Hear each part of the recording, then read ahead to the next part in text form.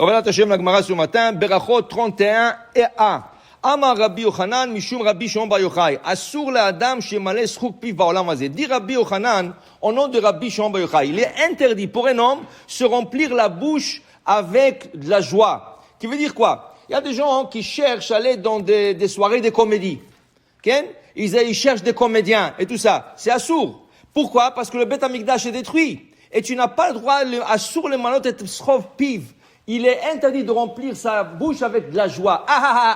Il rit. Mais qu'est-ce que tu as gagné toutes ces soirées? Rien, de bêtises, de futilité, rien du tout, rien de constructif. Oui, ça t'a fait un peu du bien sur le cœur.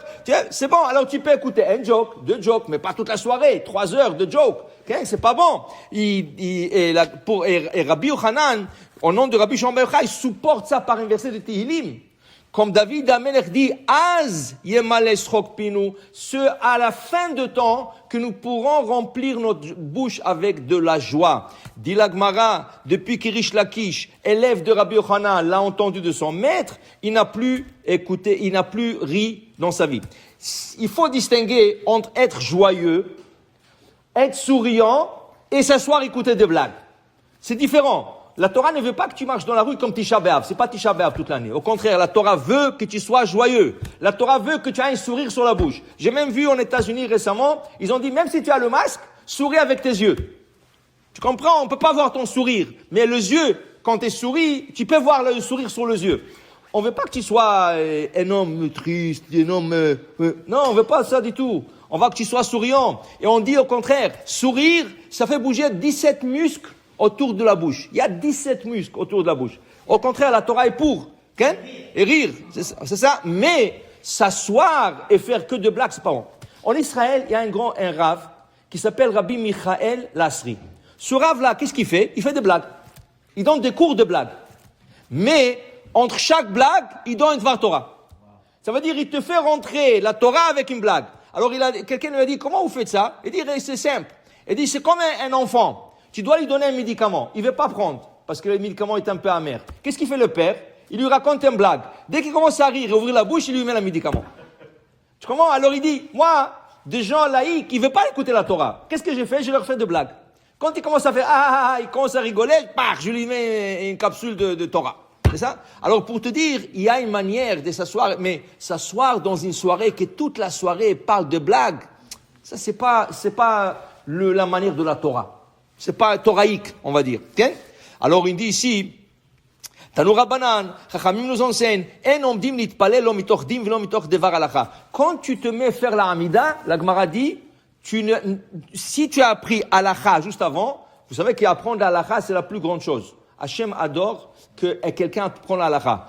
Même Ravadia Yosef, il a décrété que quel Shabbat, que tu n'as pas toute la semaine, tu n'as pas beaucoup de temps d'étudier. Shabbat, tu as 1 heure avant Mincha ou 1 heure après, et tu dis la halakha. Parce que sans halakha, tu ne sauras pas quoi faire. C'est bon d'être un bon juif. Tout le monde te dit, moi je suis un bon juif, moi je fais ma prière. Mais est-ce que tu sais comment faire ta prière? Est-ce que tu sais comment faire Shabbat? Est-ce que tu fais... Alors si tu apprends pas, comment tu vas le savoir? Halakha c'est très important. Halakha c'est avant tout. C'est sûr qu'il y a des bases, là, le Chumash, le Pentateuch se base, mais halakha, c'est... Alors, dit la Gemara, si tu apprends la halakha et tu te mets à faire la prière, fais attention. Tu termines le sujet. Pourquoi terminer le sujet? Rachid nous explique. Parce que si tu vas pas terminer le sujet, toute la Hamida, tu vas penser sur la halakha. Et dans ce cas, et qu'est-ce qu'il a dit? Termine bien le sujet, que la halakha soit bien claire, et là tu te mets à faire la Hamida. La Gemara conclut. La Gemara dit Ali pater adam mechavero ela mitoch dvar halacha shemitoch kach zocheu. Quelqu'un qui s'en va en voyage, dis-lui une halakha. Quelqu'un qui va en voyage et tu l'accompagnes, c'est une mitzvah d'accompagner quelqu'un. Ça peut être même ta famille, ta femme, toi, dis à quelqu'un de halakha. Nous on dit une halakha très courte, en 4 mots. Yachid verabim halakha kerabim. Ça c'est une halakha. Quand il y a la majorité qui discute avec la minorité, comme qui est la halakha? Comme la majorité. C'est une halakha dans le Talmud, c'est une halakha dans le Shulchan Aruch, c'est la base du Shulchan Aruch, et on dit cette halakha en 4 mots. Alors quelqu'un qui va en voyage te dit, tu sais, Yachid verabim halakha kerabim. Pourquoi on dit cette halakha plus que autre halakhot? Parce que l'acronyme de cette halakha, c'est le nom d'un ange. Et cet ange, quand il va avec toi, il te protège toute la route. Alors, on pense sur l'acronyme de cette halakha que c'est un ange qui protège la personne en route. Yachid verabim halakha kerabim. Alors, tu lui racontes pas des blagues quand il va en voyage. Tu sais, je vais te raconter une blague, comme ça tu vas rire sur l'avion. Non! Tu veux le protéger, tu veux lui donner quelque chose de protection, dis-lui, dvar halakha, shimitor kar zochrehu. Tu sais qu'est-ce qui va arriver aussi? Lui, toute la route, il va se rappeler de toi. Okay? Toute la route. Et regardez, comment a quitté Yosef son père Yaakov? Halakha. Quel halakha? Egla arufa. Le dernier cours que Yosef, il a pris avec son père Yaakov avant de quitter, avant qu'il soit vendu, quel était? La génisse abattue par la nuque.